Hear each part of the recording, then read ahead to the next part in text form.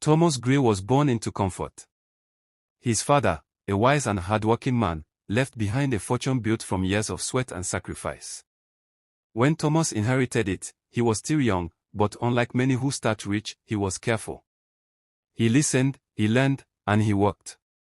He built companies, helped the poor in his town, and became known as a man of both wealth and kindness. People respected him not just for what he had, but for who he was. Then he met Lillian. She was beautiful, graceful, charming, and full of laughter. Thomas loved her deeply. He believed her smile was worth more than all the gold in his vaults. They married in a grand ceremony that the whole city talked about for months. At first, life seemed perfect. But slowly, Lillian's love for luxury began to show.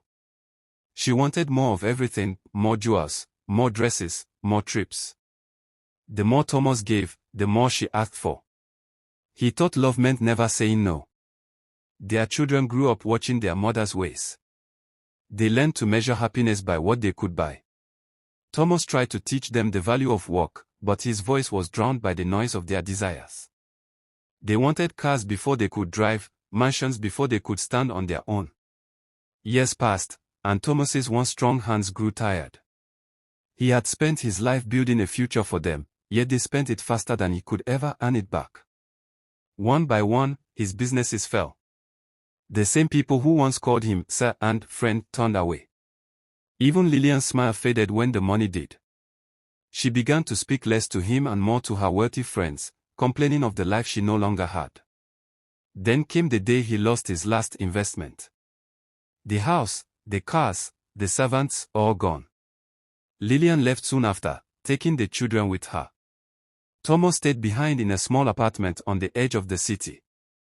He would sit by the window each evening, staring at the sunset, the same sun that once shone on his golden days. He thought about his father, the man who had built everything from nothing. He wondered if his father would forgive him for letting it all slip away, not through foolishness, but through love given to the wrong hearts.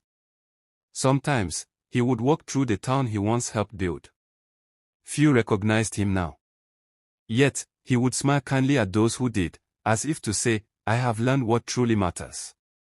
Thomas had lost his riches, but in his quiet, lonely evenings, he found a new kind of peace. He learned that wealth can build a home, but not a family, it can fill a house, but not a heart. And though his hands were empty, his heart, at last, was full of understanding.